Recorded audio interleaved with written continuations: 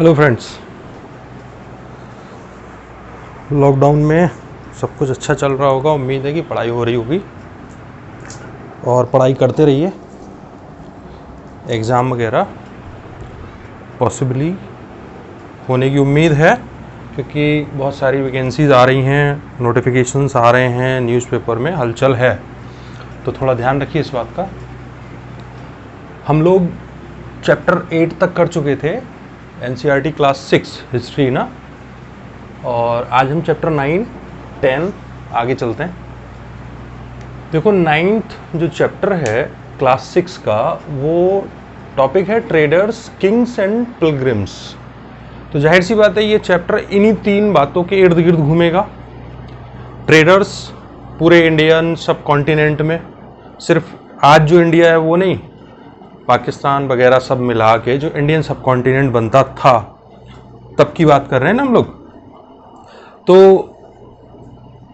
Traders की बात भी करेगा, किंग्स की बात भी करेगा, और जो पिलग्रिम्स तीर्थ यात्रा करने लोग आते थे या जाते थे, दोनों बातों में उनको भी मेंशन करेगा। तो ध्यान रखना, जो चीज आएगी, जैसे किंग्स आएंगे या ट्रेड के बारे में मेंशन होगा, तो ये चैप्टर खुद ही इन्हीं 3 चीजों के इर्द गिर्द घूमने के लिए कह रहा है, समझने के लिए कि उस टाइम क्या चीजें रही होंगी, कैसे रही होंगी। तो हम बात कर रहे हैं, सबसे पहले इसने बात की है इंडिया में काली मिर्च का प्रोडक्शन होता है। हालांकि मलेशिया, इंडोनेशिया वगैरह जो इधर वाले कंट्रीज हैं ना, साउथ ईस्ट एशिया के, उसमें भी बहुत सारी ये मसाले वगैरह होते हैं, लेकिन हम फिलहाल इधर की बात कर रहे हैं। तो इंडिया में जो ब्लैक पेपर प्रोडक्शन होता था उसका, और वो सरप्लस भी था, तो उसको हम कहाँ भेज देते थे, यानी कि जो व्यापारी वगैरह आते थे वो इसको खरीद के ले जाते थे, या हमारे यहाँ के व्यापारी जाते थे तो कहाँ बेचते थे जाके, ये रोम एक हब हुआ करता था उस टाइम। यूरोपियन कंट्रीज में ये हब था वहाँ, जैसे इंडिया में इधर ये था हमारे यहाँ। इसको रोम में ब्लैक गोल्ड कहा गया है, यानी कि इंडियन ब्लैक पेपर जो जाता था उसको ये लोग ब्लैक गोल्ड कहते थे। तो ध्यान रखना, अगर पूछता है ना कि ब्लैक गोल्ड किसको कहा जाता था, तो काली मिर्च को, ठीक है। अब हम बात कर रहे हैं साउथ इंडिया में, क्योंकि मसाले वगैरह सब साउथ इंडिया में ही होते थे और ये ट्रेड का सबसे बड़ा जरिया था इंडिया का। तो साउथ इंडिया में एक तो सोना मिलता था, मसाले प्रोडक्शन होता था, स्पाइसेस और ब्लैक पेपर स्पेशली, और कुछ कीमती पत्थर, ठीक है। कीमती पत्थर ऐसे आप अंदाजा लगा सकते हो, आप लोगों को पता होगा कि जो कोहिनूर है हीरा, वो साउथ में ही किसी माइन में खोजा गया था, ठीक है। तो इसका मतलब कीमती पत्थर उधर मिलते होंगे। तो ये सब चीजें साउथ इंडिया से, ये चीजें जो निकलती थी, इनको एक्सपोर्ट कर दिया जाता था। कहाँ एक्सपोर्ट करते थे हम? रोम को करते थे, जो इटली है ना आज, वो। तो हम एक्सपोर्ट कर रहे हैं। अब सवाल ये कि कैसे कर रहे हैं, तो ध्यान रखना, पानी के जहाजों से और सड़कों से। सड़क में क्या, जो सिल्क रूट नहीं था, चाइना से चलता था और इधर ऊपर तक जाता था, यूरोप तक। तो इस रोड से, या और भी रास्ते थे बहुत सारे, दूसरे कंट्रीज से गुजरते थे, और शिप्स से बहुत सारे जहाज वगैरह भी चलते थे बड़े बड़े व्यापारियों के। अच्छा, ये जो एक्सपोर्ट होता था ना, तो उससे हम थोड़ा सा एक बात और समझ लें कि किसी भी कंट्री के ट्रेड में क्लाइमेट का बहुत बड़ा रोल होता है। देखो कैसे, अफ्रीका या अरब जो कंट्रीज हैं, उनके ईस्ट कोस्ट से, यानी कि पूर्वी तट से इंडियन सब कॉन्टिनेंट, भारतीय उपमहाद्वीप की तरफ लोग आते थे नाव जहाज वगैरह से। तो कब आते थे वो? इंडिया के वेस्ट साइड, पश्चिमी हिस्से में, जिसको आज हम गुजरात, महाराष्ट्र, गोवा वगैरह कहते हैं ना, उस साइड आते थे। तो वो टाइम चूज करते थे साउथ वेस्ट मानसून, क्योंकि हवाएं जो हैं वो इंडिया के इस तरफ चलेंगी, तो लोग उधर से चलेंगे, तो उन्हें बहुत ज्यादा एनर्जी यूज नहीं करनी पड़ेगी और खतरा भी नहीं होगा जहाज पलटने का या इस टाइप का, बहुत इजीली वो आ जाते थे। तो ध्यान रखना, साउथ वेस्ट में ये लोग वहां से इधर चलते थे, और जब मानसून खत्म हो जाता था तब वापस लौटते थे, ठीक है। अच्छा, ये तो हो गई ट्रेड की बात या सामान की। अब हम बात कर रहे हैं साउथ इंडिया में, जब ये सब साउथ का ही चल रहा है ना, तो साउथ में 3 डायनेस्टी बहुत फेमस रही हैं, चोलाज, चेराज और पांड्याज, ठीक है। ये 3, इन तीन को मेंशन करना जरूरी है। देखो इनमें कुछ बातें ध्यान रखना, इन तीनों को जो मैंने पिछली क्लास में बताया था ना कि संगम लिटरेचर, यानी कि जहां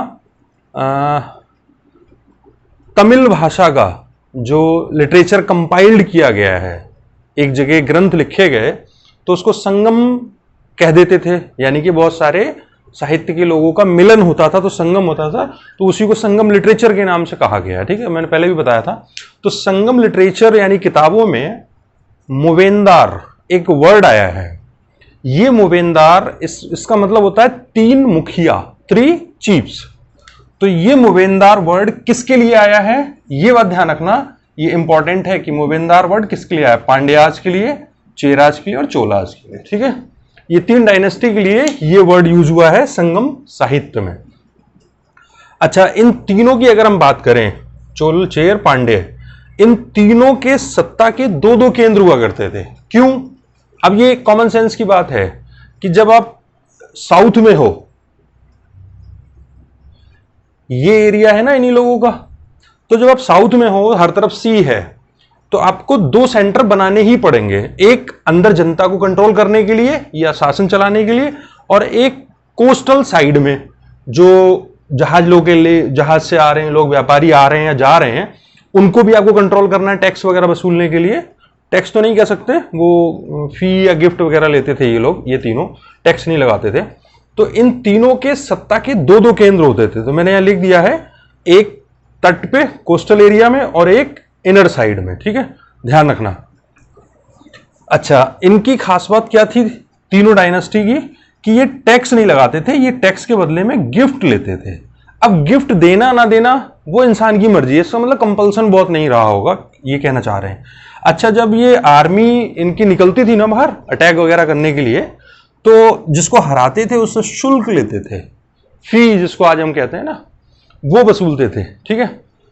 अच्छा, एक बात और ध्यान रखना, चोला लोगों की कैपिटल क्या थी, कभी कभी ये पूछ लेता है, तो ध्यान रखना चोला लोगों की कैपिटल तंजावुर है। अच्छा, पांड्यास की कैपिटल क्या है, मदुरई। ये 2 ध्यान रखना। चेरा की मैंने इसलिए नहीं लिखी है क्योंकि इनकी बहुत सारी कैपिटल्स रही हैं। ठीक है, तो कंफ्यूजन होगा, तो इन दोनों की याद रखना, चोल की तंजावुर और पांड्या की मदुरई। ठीक है। अच्छा, इसमें एक बात और ध्यान रखना, चोल जो चोल डायनेस्टी है ना, इसका एक पोर्ट पर्सनल हुआ करता था, बंदरगाह जिसको कहते हैं, उसको पुहार या कावेरी पट्टनम नाम दिया गया है। ठीक है, तो कभी कभी पूछ लेता है कि कावेरी पट्टनम पे इनमें से किस डायनेस्टी का अधिकार था, तो ध्यान रखना चोलास का। अब यहां पे हम एक पॉज ले रहे हैं और आगे बढ़ रहे हैं।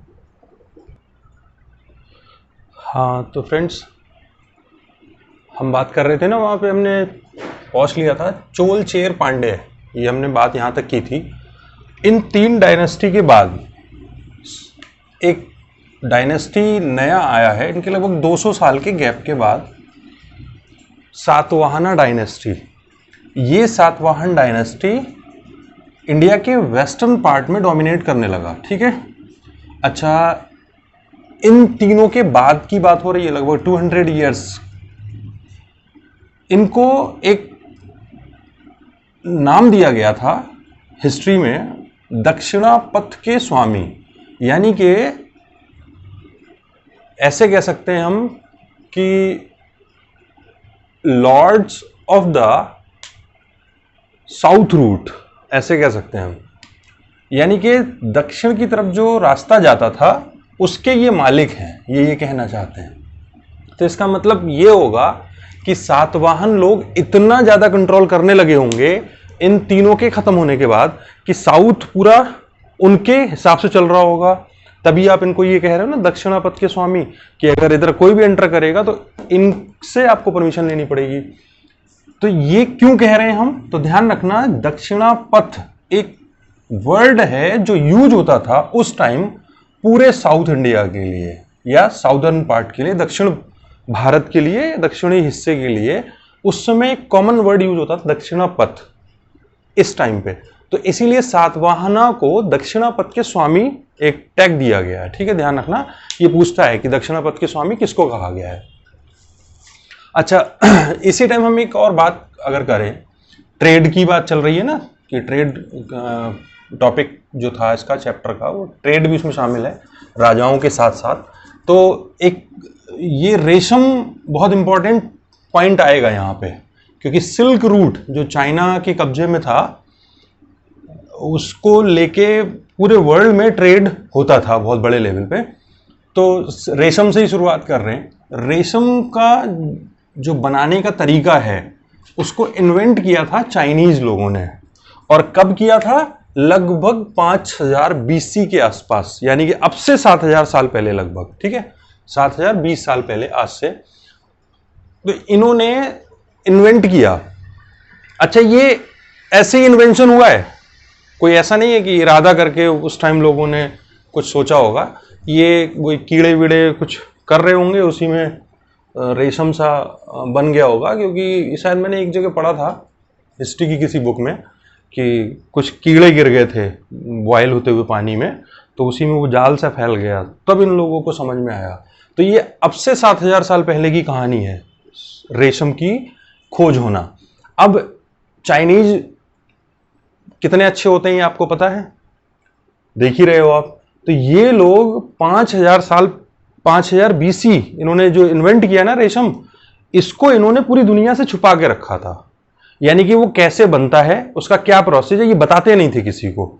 इसलिए नहीं बताते थे क्योंकि बहुत बड़े लेवल पे डिमांड होने लगी थी वर्ल्ड ओवर रेशम की, तो ये चुपके बनाते थे। लेकिन ऐसी चीजें कब तक छुपती हैं, लोगों को समझ में आने लगा धीरे धीरे।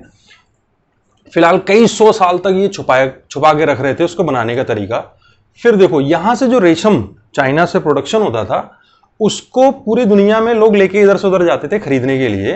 तो जो रेशम चाइना का ले जाने वाला रूट था, बहुत बड़े लेवल पे प्रोडक्शन हो रहा है, वर्ल्ड में आप सप्लाई कर रहे हो, तो रास्ते भी अच्छे बनाओगे, धीरे धीरे सेफ्टी सिक्योरिटी के पर्पज से उस पर कुछ लगाओगे भी। तो जो रेशम ले जाने वाले कारवां होते थे ना, जो झुंड होता था, काफिला होता था व्यापारियों का, ट्रेडर्स का, तो उसी रूट को धीरे धीरे बाद में नाम सिल्क रूट दे दिया गया।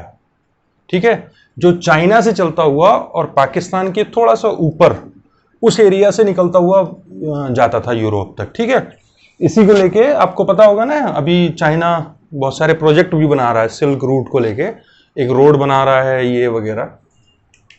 तो ये सिल्क रूट हिस्ट्री में बहुत टर्निंग पॉइंट्स कुछ देगा। अभी देखो कैसे इसी सिल्क रूट के कब्जे को लेके बहुत सारे राजाओं में लड़ाइयां होनी शुरू हो गई, क्योंकि बहुत बड़ा ट्रेड होता था, टैक्स वसूली होगी, राजा टैक्स लगाएगा व्यापार का।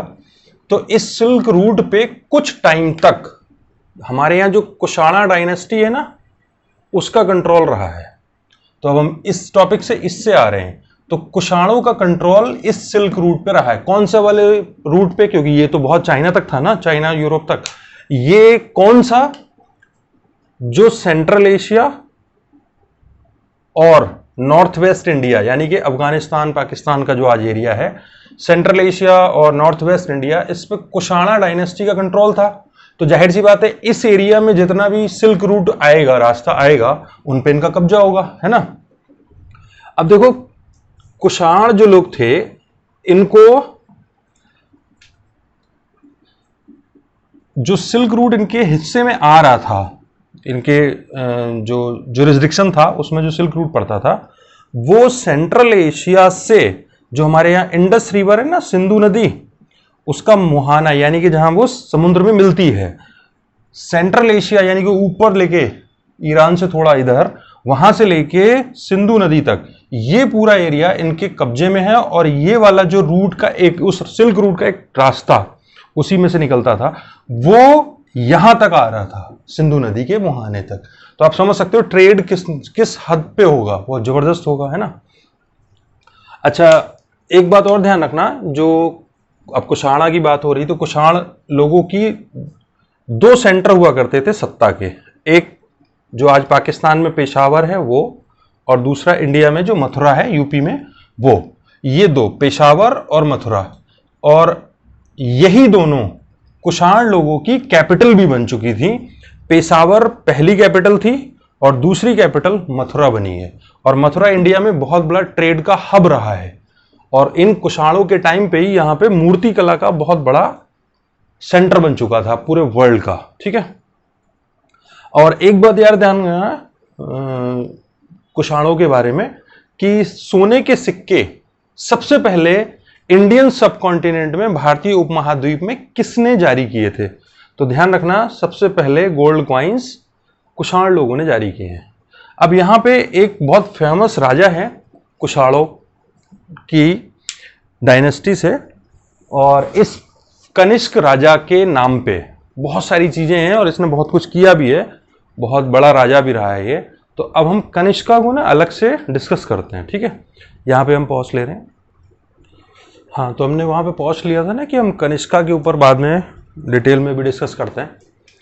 तो कनिष्क को हम अलग टॉपिक से लेके चल रहे हैं। देखो, कनिष्क जो राजा था बहुत फेमस था, इसलिए हम उसको अलग ले रहे हैं। और ये 100 AD के आसपास सत्ता में आ रहा है, कब्जे में, इंडियन सब कॉन्टिनेंट उसके कब्जे में जा रहा है।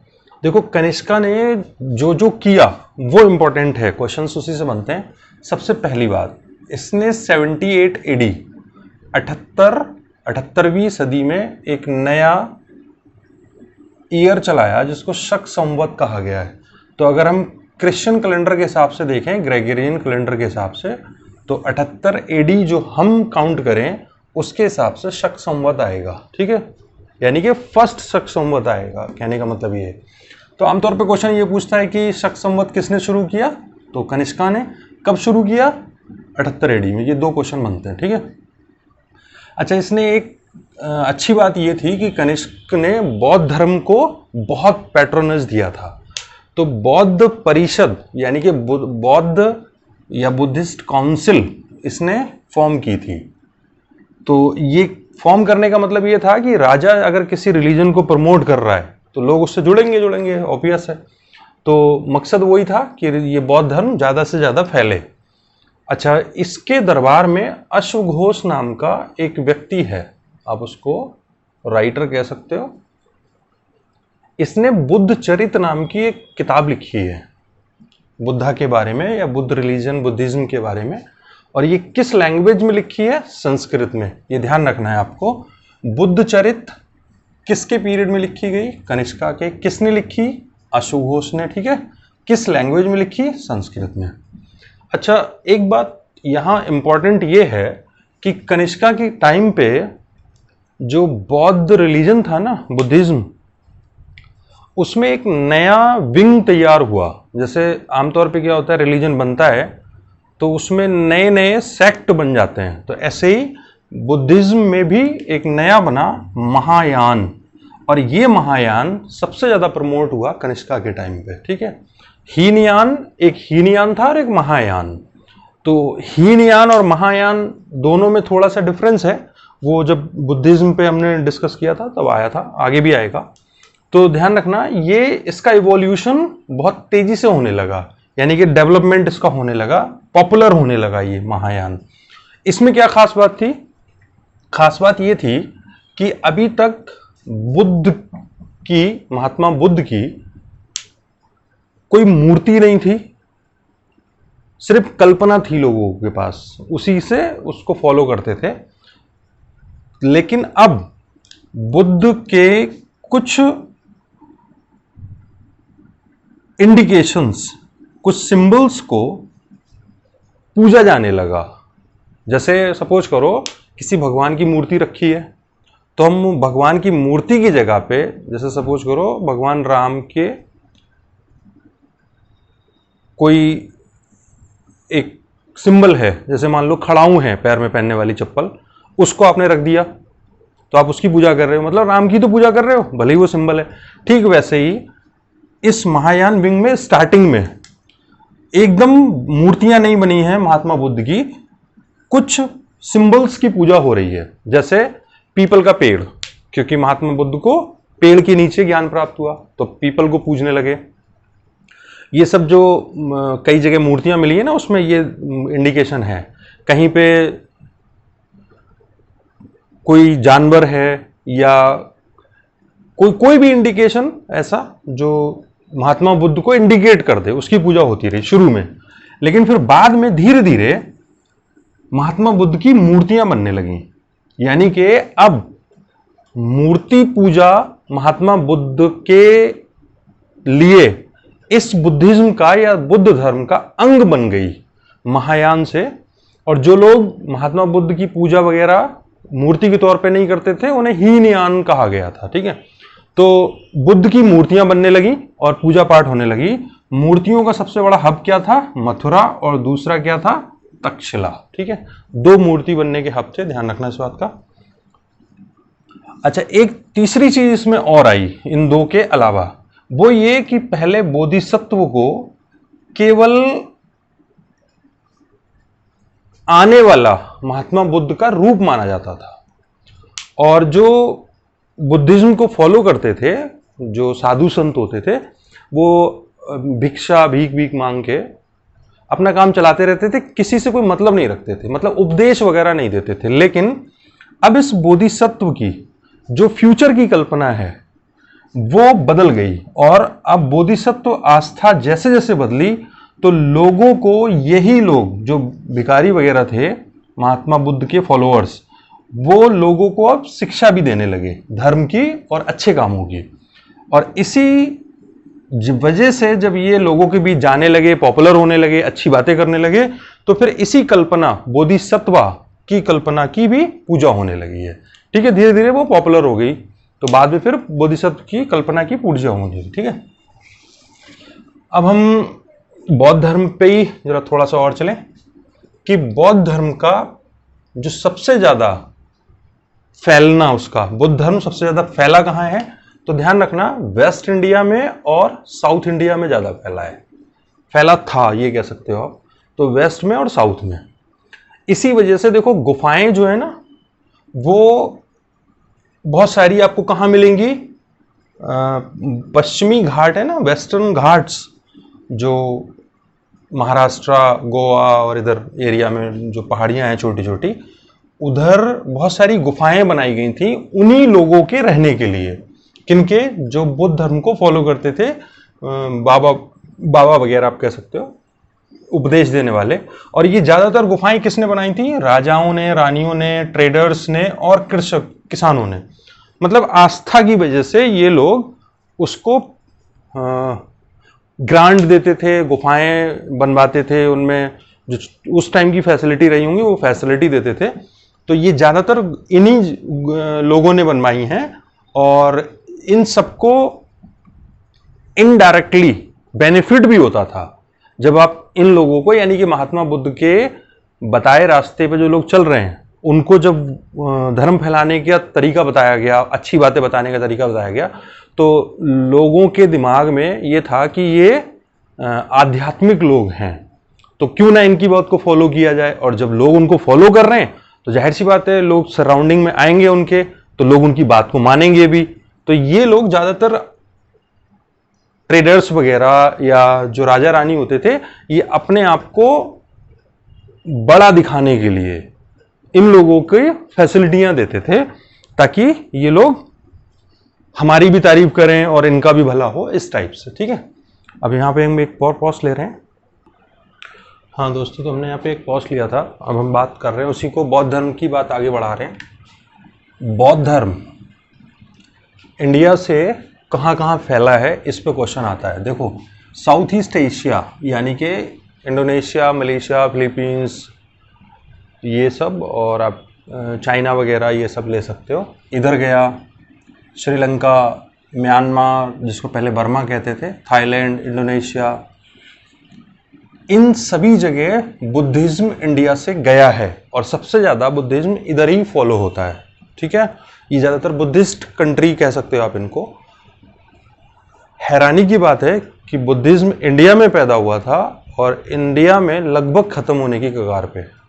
ठीक है, तो इसके पीछे रीजन क्या रहे होंगे वो आपको अभी समझ में आएंगे धीरे धीरे आगे। देखो, अगर वो ये पूछता है ना कि इंडिया से बुद्धिज्म जो इन जगहों पे फैला है वो कौन सा बुद्धिज्म फैला है, क्योंकि बुद्धिज्म या बौद्ध धर्म में बहुत सारे पार्ट्स बन चुके थे, जैसे फिरका कहते हैं ना उर्दू में, और हिंदी में उसको हम कह सकते हैं सेक्ट्स, संप्रदाय। तो थेरवाद इन जगह गया है। अच्छा ध्यान रखना, बुद्धिज्म का जो इनिशियल बिल्कुल शुरू का जो बुद्धिज्म है, बौद्ध धर्म है, जब शुरू शुरू में बना था, तो जो बिल्कुल ट्रेडिशनल जो महात्मा बुद्ध बता के गए थे उसको थेरवाद कहा गया है। थेर मतलब ये ऐसा कह सकते हो आप उसको, जो स्टेबल है। तो ये वाला बुद्ध का रूप, बौद्ध धर्म का रूप, सॉरी, ये आरंभिक रूप कहला जाता है, इनिशियल फेज कहलाता है बुद्धिज्म का, और यही इन कंट्रीज में फैला है। ठीक है, ध्यान रखना, थेरवाद फैला है यहां। अच्छा, अब बहुत सारे जब ये धर्म फैला है इन एरिया में, तो यहां से लोग आएंगे स्टडी करने के लिए बुद्धिज्म को, क्योंकि नालंदा यूनिवर्सिटी वगैरह में बुद्धिज्म बहुत बड़े लेवल पे सिखाया जाता था। तो देखो कुछ ट्रैवलर्स से आए हैं, यात्री आए, जिसमें से फाशियान, जिसको फाइयान भी लिखा है कई किताबों में, ये 400 एडी के आसपास आया है। ठीक है, आया है, गया कैसे है वो पॉइंट क्वेश्चन ध्यान रखना। बंगाल से, समुद्र से, सी से गया है ये वापस। ठीक है। अच्छा, दूसरी बात, जो श्वेन-त्सांग है, इसको त्वेन-त्सांग भी लिखा है कई किताबों में, ये इसके बाद आया है 600 एडी के आसपास। ये नॉर्थ वेस्ट, जो आज का हमारा पाकिस्तान वगैरह है ना, अफगानिस्तान, पाकिस्तान, ये सब पहले इंडिया ही था, तो ये और सेंट्रल एशिया, इस एरिया से रूट से गया है। कौन से रूट से? लैंड रूट से, यानी कि थल मार्ग से गया है ये वापस। यही वो बंदा है जिसने नालंदा में बहुत टाइम बिताया और नालंदा में स्टडीज भी की है, और बहुत सारे ग्रंथ वगैरह भी यहाँ से ले गया था। कुछ ग्रंथ इसके छीन भी लिए गए थे रास्ते में। सेम इसके साथ भी यही कहानी थी। अच्छा, अब ये जो पीरियड चल रहा है ना 400-600 एडी के आसपास का, ये शो कर रहा है कि अब भारत में, इंडियन सब कॉन्टिनेंट में देवी देवताओं की पूजा का चलन शुरू हो रहा है। बहुत सारे देवी देवता अलग अलग लोग मानने लगे, उनकी पूजा होने लगी, और ये पूजा जो वर्शिप हो रही है शुरू में, वो पूजा भक्ति के रूप में हुई है। ऐसा नहीं है कि एकदम मूर्तियां बनी कि ये वाले भगवान हैं और ऐसे पूजा होगी। पहले एक भक्ति का तरीका अपनाया गया, और ये भक्ति का मतलब आप किसको फॉलो कर रहे हैं, उसकी बातों से बहुत मुतासिर हैं, अच्छी लगती हैं, तो उसी को गुणगान हर वक्त आप करते रहो, तो यही भक्ति है। तो शुरू में लोगों ने क्या किया, जिस देवी देवता में या प्राकृतिक शक्ति में, नेचुरल पावर में जिसको श्रद्धा है कि भाई इस पेड़ में भगवान है, मान लो, तो उसकी श्रद्धा उस पेड़ में हो गई, तो उसकी भक्ति उस पेड़ से लग गई। ठीक है, तो वो उसी के अपने गुणगान मस्ती कर रहा है उसी के साथ। तो ये श्रद्धा भक्ति के माध्यम से जब शुरू हुई है, और इसकी खास बात ये थी कि ये सभी के लिए खुला था। पहले क्या था कि भाई शूद्र जो होंगे वो मंदिर में या वैसे पूजा पाठ में इन्वॉल्व नहीं होंगे, ग्रंथ जैसे वेद वगैरह नहीं पढ़ेंगे, लेकिन ये सभी के लिए खुला था, औरतों के लिए भी खुला था और शूद्रों के लिए भी खुला था, भक्ति का तरीका। क्योंकि इसमें कोई मीडिएटर नहीं है बीच का, जो बताएगा कि सही क्या है, गलत क्या है, पूजा किस तरीके से करनी है, नहीं करनी है, किसको करनी है, नहीं करनी है, कोई नहीं बताने वाला है। ये दो लोगों के बीच का संबंध है, जिसको आप पूज रहे हो उसको, और एक जो पूज रहा है उसका। अच्छा, यही भक्ति परंपरा इंडिया में एक नया तरीका इवॉल्व कर रही है, जो किसी से बंधा नहीं है, उसी को भक्ति परंपरा, और आगे जाके ये मूवमेंट बना है बहुत बड़ा, भक्ति मूवमेंट, आपने सुना भी होगा। अच्छा, इस भक्ति परंपरा से क्या हुआ, जब दो लोगों के बीच की बात ये चलने लगी कि भाई भगवान और भक्त के बीच कोई तीसरा नहीं है, तो लोगों ने कुछ अपने तस्वीर बना ली, कुछ लोगों ने पत्थर को काट के घिस के कुछ सिंबल बना लिया, मूर्ति बना ली, कुछ लोगों ने बड़ी बड़ी मंदिर टाइप चीजें बना दी, आर्किटेक्ट। तो इन सब चीजों के मीडियम से ही उन्होंने एक्सप्रेस कर दी अपनी फीलिंग्स को।